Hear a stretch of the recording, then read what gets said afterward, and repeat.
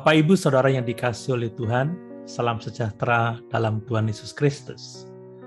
Mari kita merenungkan firman Tuhan dari kitab Imamat pasal 26. Namun demikian saya akan membacakan terlebih dahulu ayat yang ke-12. Demikian firman Tuhan. Tetapi aku akan hadir di tengah-tengahmu, dan aku akan menjadi Allahmu, dan kamu akan menjadi umatku. Kehadiran Allah dalam hidup kita, baik dalam keluarga, pekerjaan, pelayanan, dan juga bangsa kita adalah berkat yang tidak ternilai harganya. Mengapa demikian? Sebab kehadiran Allah adalah bukti perkenanan Allah atas hidup kita. Allah berkenan diam bersama-sama dengan kita, berkenan diam dalam hidup mereka yang berkenan kepadanya.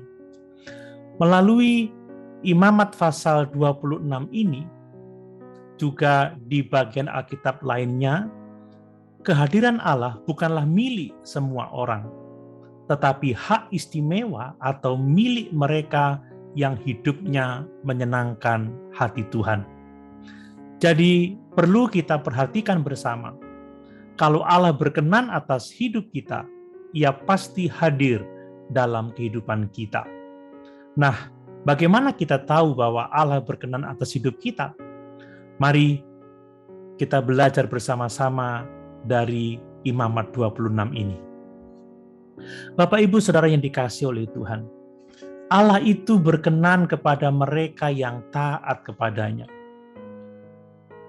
Imamat 26 jelas menyatakan kepada kita dua jalan kehidupan, yaitu jalan taat dan jalan tidak taat. Kita membaca bahwa kalau bangsa Israel taat kepada Allah, maka berkat-berkat-Nya limpah atas hidup mereka. Berkat yang bangsa Israel terima adalah keberhasilan dalam usaha dan pekerjaan mereka, sehingga mereka mengalami kecukupan dalam segala kebutuhan.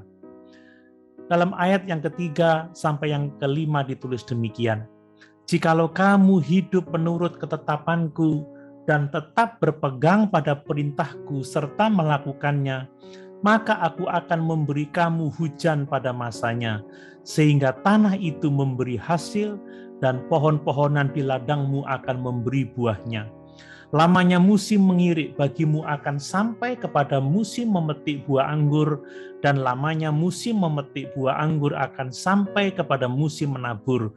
Kamu akan makan makananmu sampai kenyang, dan diam di negerimu dengan aman tentram." Demikian juga, kalau bangsa Israel taat kepada Allah, maka mereka akan mengalami keamanan dan damai sejahtera. Dalam ayat yang ke-6 dituliskan, "Dan aku akan memberi damai sejahtera di dalam negeri itu, sehingga kamu akan berbaring dengan tidak dikejutkan oleh apapun. Aku akan melenyapkan binatang buas dari negeri itu, dan pedang tidak akan melintas di negerimu." Berkat yang sangat luar biasa. Selanjutnya, kalau bangsa Israel taat kepada Allah, maka mereka akan mengalami kemenangan atas setiap persoalan, atau kemenangan atas musuh-musuh mereka. Ayat yang ke-7 dan ke-8 menuliskan, "Kamu akan mengejar musuhmu, dan mereka akan tewas di hadapanmu oleh pedang. 5 orang dari antaramu akan mengejar 100, dan 100 orang dari antaramu akan mengejar selaksa, dan semua musuhmu akan tewas di hadapanmu oleh pedang." Yang selanjutnya, kalau bangsa Israel taat kepada Allah, maka kehadiran anak cucu mereka yang sejahtera. Ayat 9 sampai ayat yang ke-10 menuliskan, "Dan aku akan berpaling kepadamu dan akan membuat kamu beranak cucu serta bertambah banyak. Dan aku akan meneguhkan perjanjianku dengan kamu. Kamu masih akan makan hasil lama dari panen yang lampau, dan hasil lama itu akan kamu keluarkan untuk menyimpan yang baru."